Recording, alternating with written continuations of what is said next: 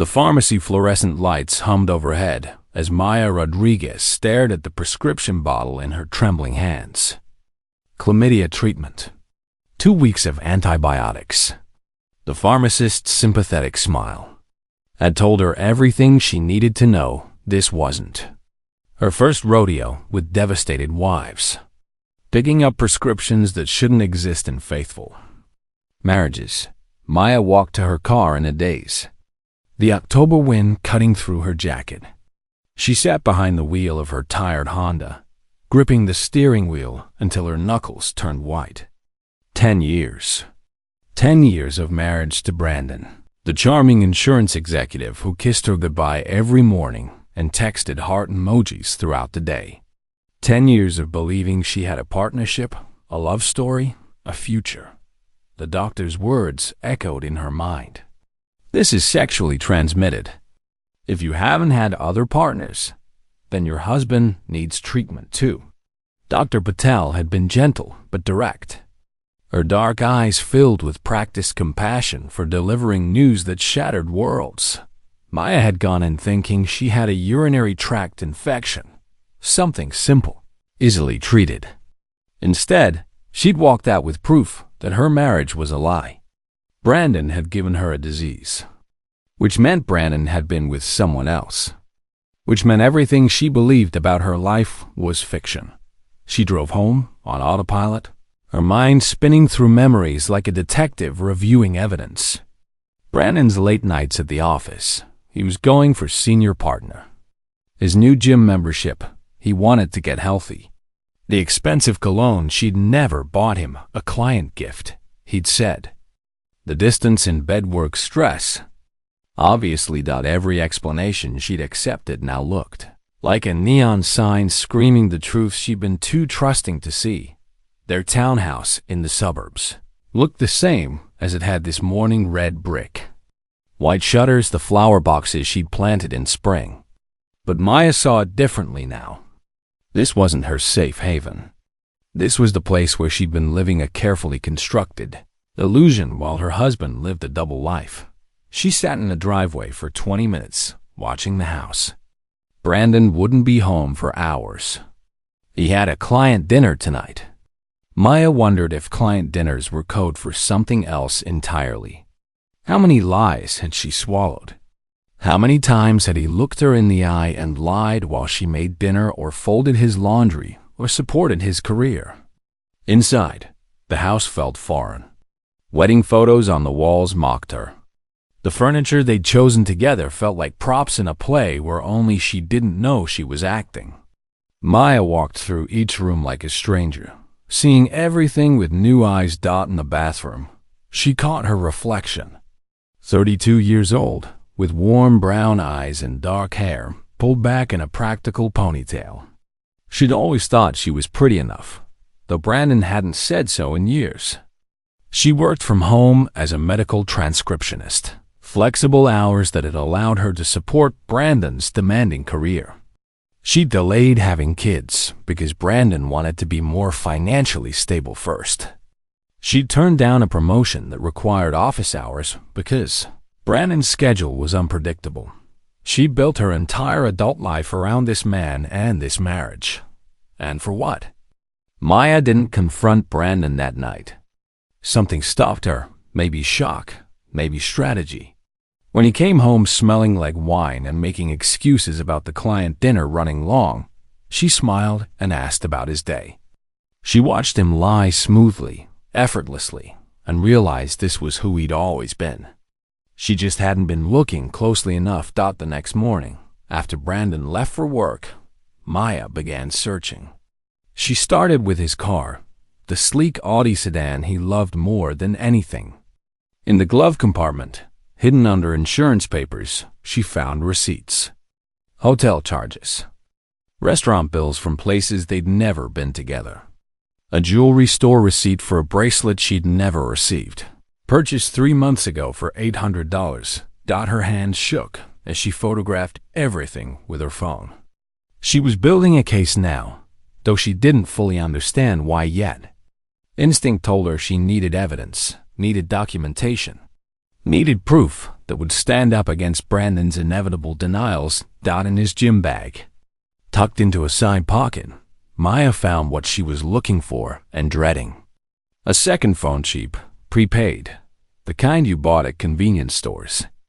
She powered it on and her stomach dropped. Dozens of messages from multiple women. Flirty texts. Explicit photos. Plans for meets. One woman, Jessica, worked at his office. Another, Brittany, was a bartender at the hotel bar near his building. A third woman's messages were signed, "Your favorite flight attendant." Maya sat in Brandon's car, scrolling through months of betrayal, and felt something cold settle in her chest. This wasn't an affair. This was a lifestyle. Brandon had been running a completely separate existence, juggling multiple women. While she sat at home believing in their marriage, she connected the phone to her laptop and downloaded everything. Every message. Every photo. Every piece of evidence that proved Brandon was a serial cheater who'd been lying to her for years. Then she put the phone back exactly where she'd found it. Next came their shared laptop. Brandon used it occasionally for personal stuff, and he'd gotten sloppy with his passwords. Maya found hotel booking confirmations going back 2 years. Dating app profiles where he listed himself as single. Credit card statements showing charges at lingerie stores and expensive restaurants, money that came from their joint account, money she'd earned with her work. Being used to romance other women. The depth of his deception was staggering. Maya spent 8 hours that day documenting everything. She created folders, organized evidence by date and woman, built a timeline of Brandon's affairs. By the time she finished, she had proof of at least 5 different women over the past 3 years. Maybe more. Some of the messages were vague enough that she couldn't be certain. Her best friend Alexis came over that evening with takeout, immediately sensing something was wrong. Maya showed her everything. Alexis, a paralegal with a sharp mind and sharper tongue, went pale as she reviewed the evidence. "This isn't just cheating," Alexis said quietly. "This is systematic deception. He's been living a double life, Maya, and he gave you an STD. Do you know how serious that is? What if it had been something worse?" "I know," Maya said, her voice hollow. "I can't believe I didn't see it." "Stop that," Alexis said firmly. "You trusted your husband. That's what you're supposed to do in a marriage. He's the one who betrayed that trust. This is not your fault." They sat at Maya's kitchen table, the takeout forgotten, while Alexis helped her think strategically. "You need a lawyer," Alexis said. "Like yesterday. He's been stealing from your joint accounts to fund affairs. You could sue him for that. And the STD exposure, that's potentially a tort claim." "I don't even know where to start," Maya admitted. "I know someone," Alexis said immediately. "Victoria Chen. She's a bulldog.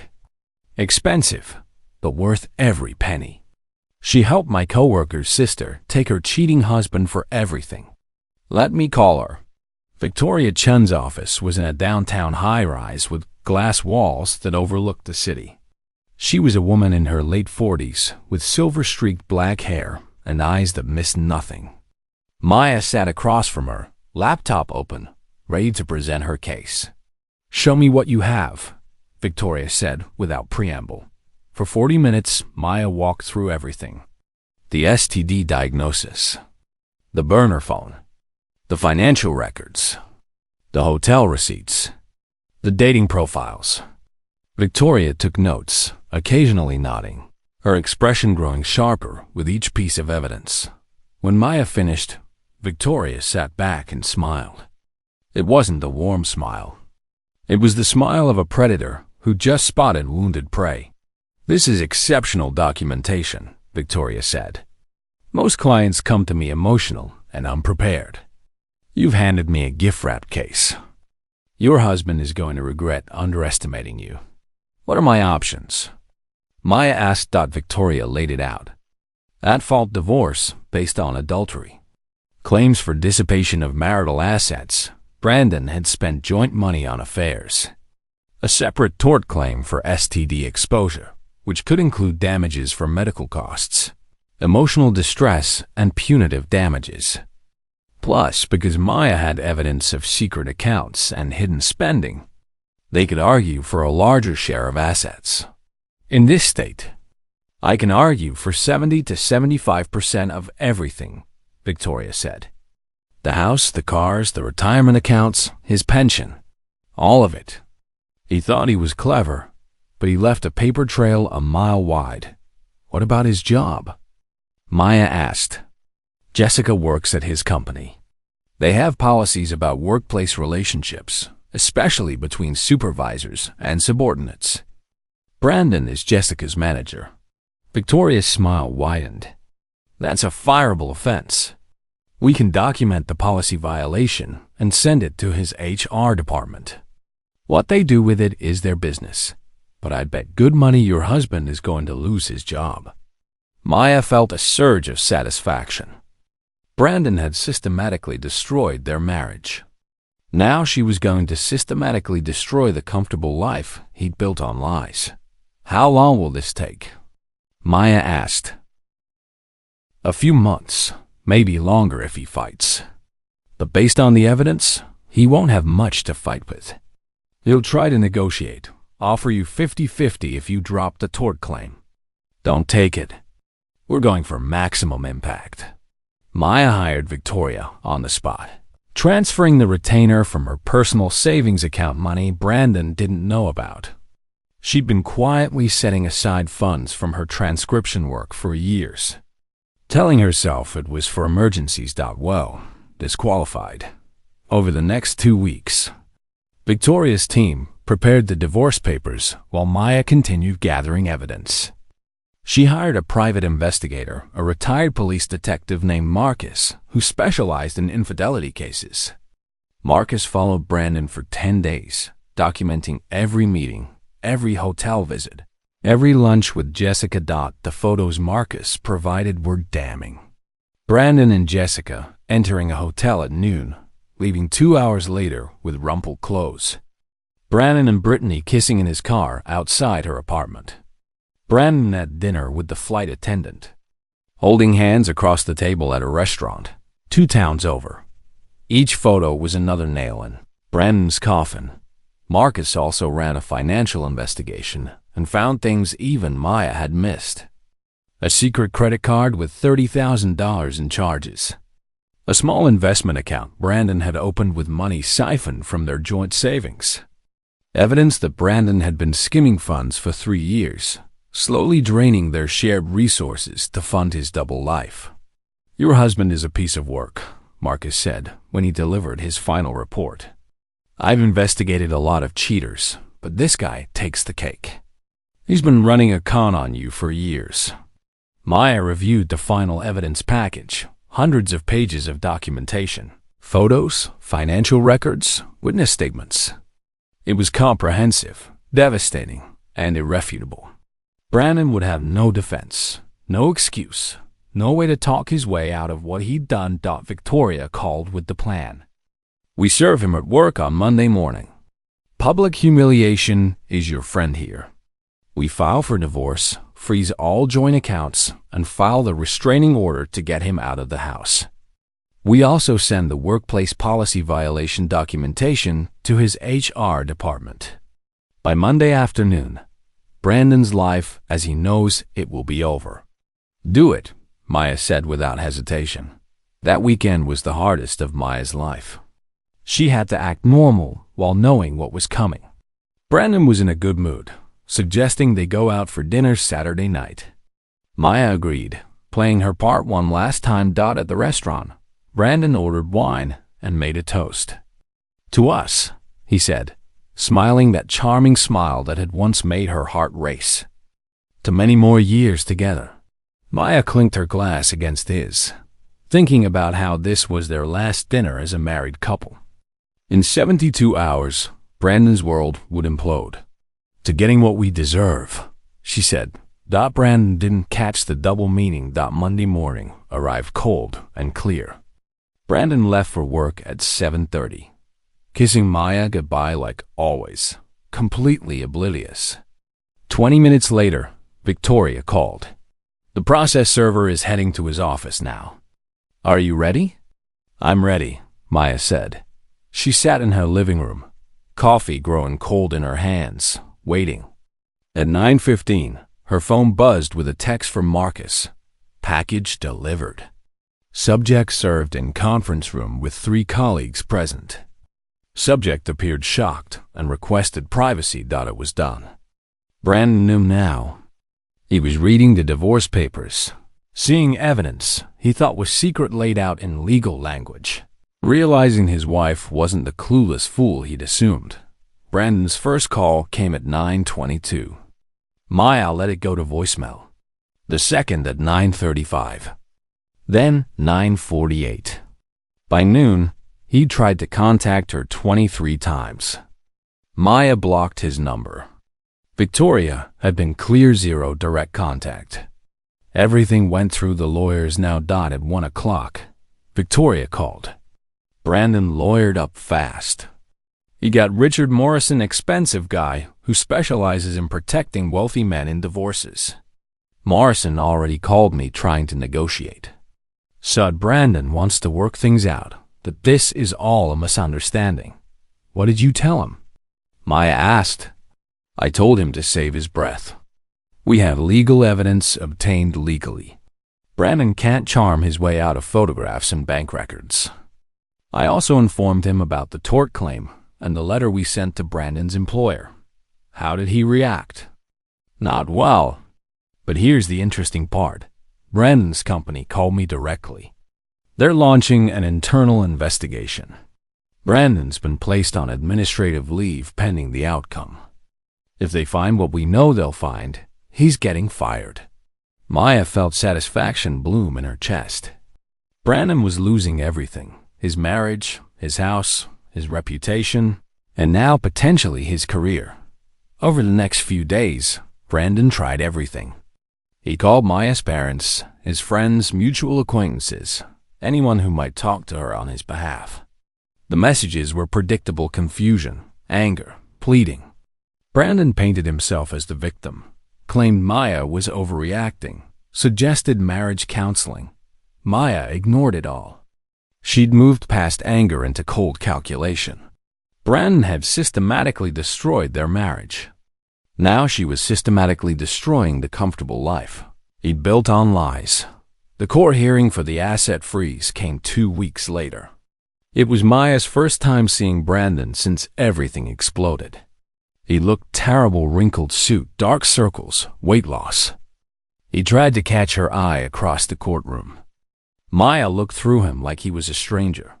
The judge reviewed the motions quickly. Mr. Rodriguez, she said, looking at Brandon over her glasses, you claim you need access to joint accounts for living expenses.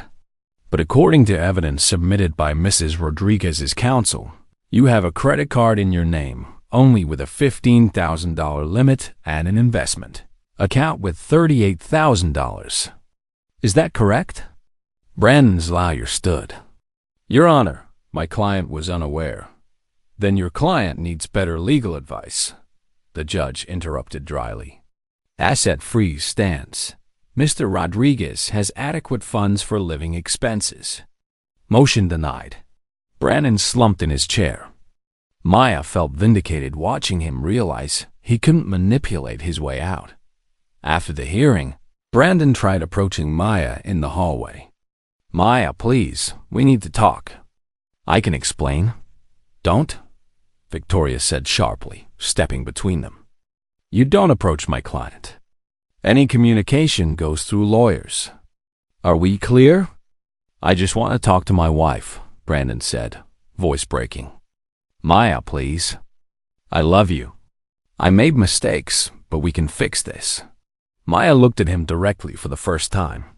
You threw away our marriage when you cheated, when you gave me a disease, when you stole our money to buy jewelry for other women. This isn't me destroying our marriage, Brandon. This is you facing consequences for what you already destroyed. Brandon's lawyer pulled him away. Maya watched them go, feeling nothing but cold satisfaction. Discovery was brutal for Brandon. He had to sit for depositions where Victoria asked detailed questions about every affair, every lie, every dollar spent.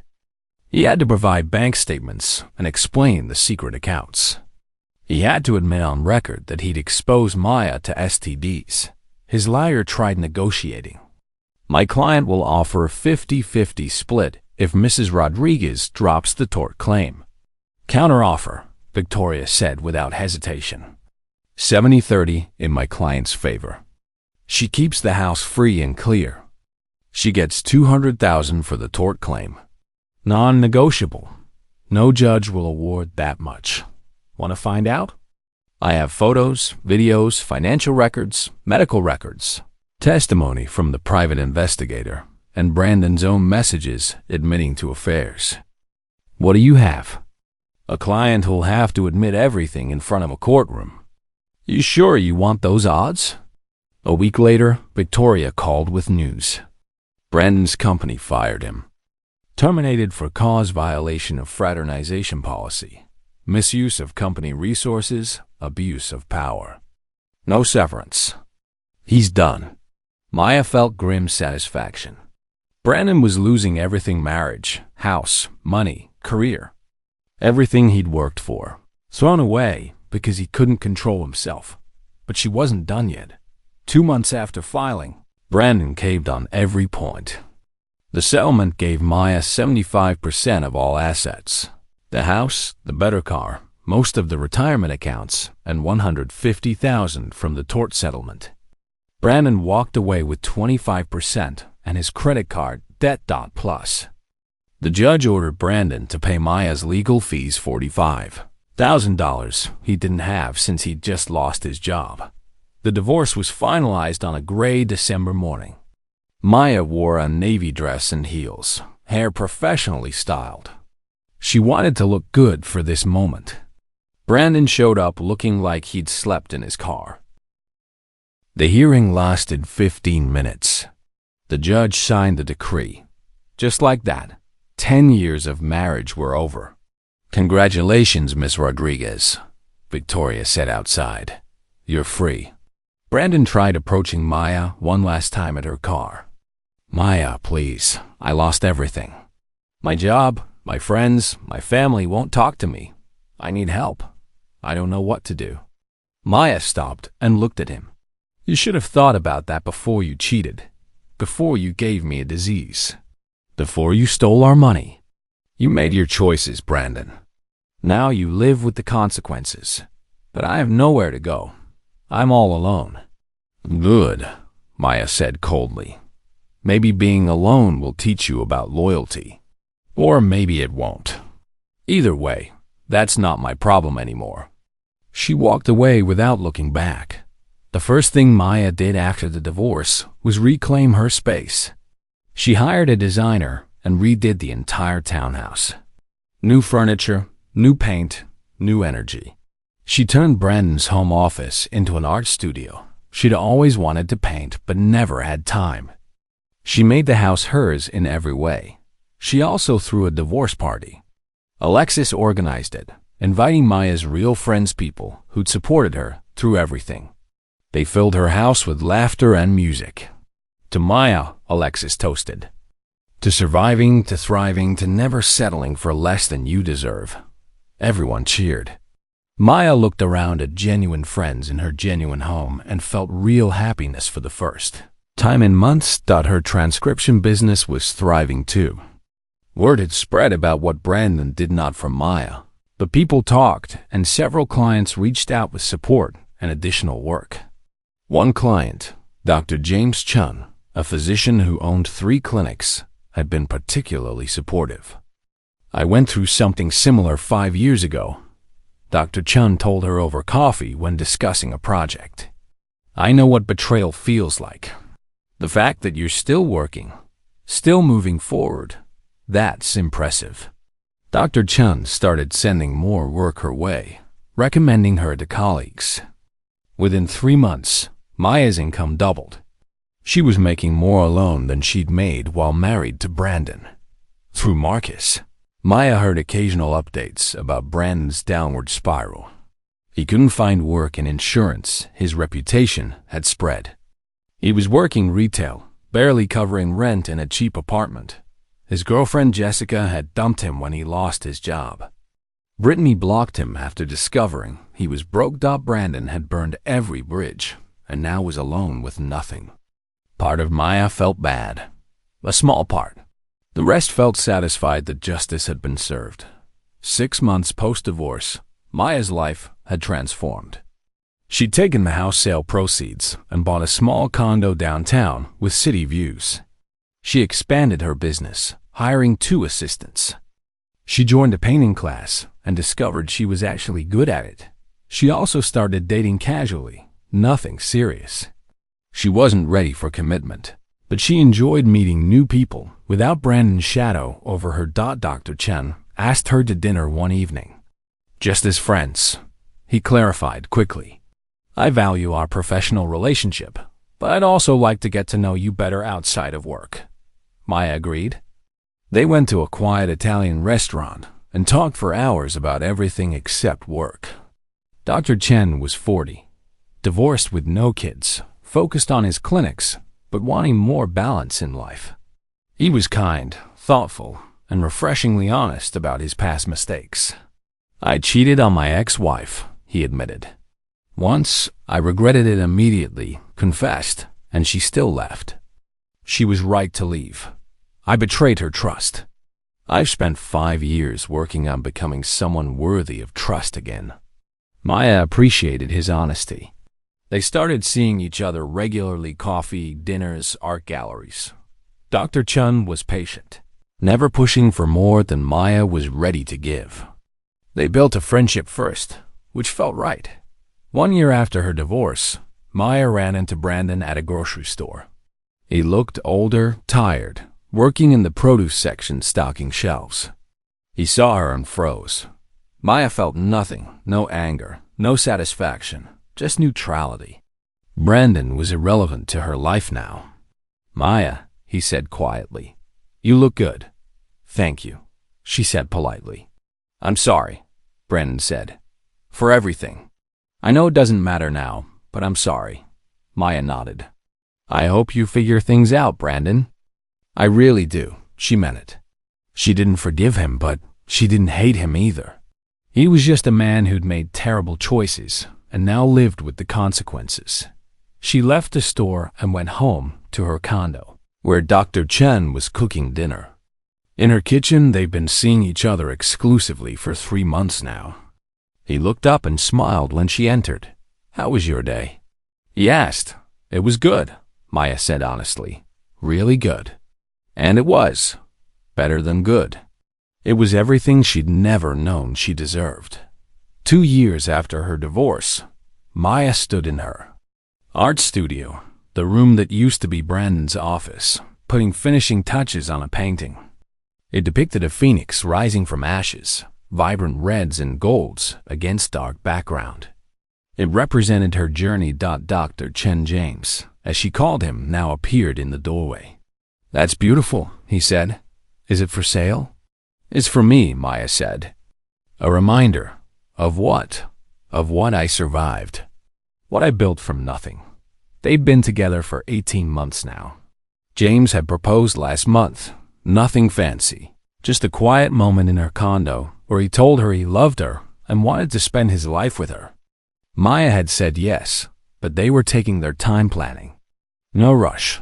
No pressure. Her business had grown to the point where she employed 5 people and was considering opening an office. Her paintings sold at local galleries. Her parents were proud. Her life was full of purpose and meaning. Through Alexis, Maya heard that Brandon had moved to another state, trying to start over somewhere people didn't know his story. She hoped he found peace. She hoped he'd learn something. But mostly, she just didn't think about him. One evening, Maya sat on her balcony with James, watching the sunset over the city. Can I ask you something? James said. Always. Do you ever regret how things went with Brandon? The divorce, the legal battle, all of it. Maya considered the question. No, she said finally. I regret marrying him, trusting him when I shouldn't have, but I don't regret fighting back. He thought he could destroy me without consequences. I showed him otherwise. You could have just divorced him quietly, James pointed out. I could have, Maya agreed. But then he would have moved on to the next woman, destroyed the next life, never faced real consequences.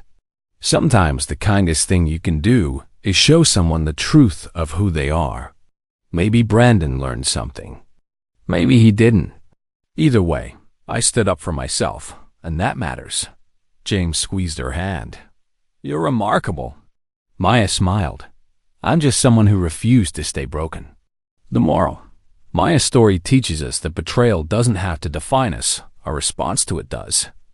When someone destroys your trust, you have choices: collapse under the weight of pain, or build something stronger from the wreckage. Real strength isn't about revenge for its own sake. It's about refusing to let someone else's choices determine your worth. Maya could have stayed angry forever, but she chose to channel that anger into building a better life. She held Brandon accountable, not out of spite, but because actions must have consequences. The greatest victory isn't destroying those who hurt. It's becoming so successful, so happy, so complete that they become irrelevant. Maya won not because Brandon lost, but because she built a life so good that his presence or absence no longer mattered. Sometimes the best revenge is simply living well, showing the world that you're stronger than what tried to break you, and proving that one person's betrayal can't stop you from becoming who you were always meant to be. Trust yourself. Stand up for yourself. Build yourself a life so beautiful that the past becomes just a distant memory of someone you used to be. That's true triumph.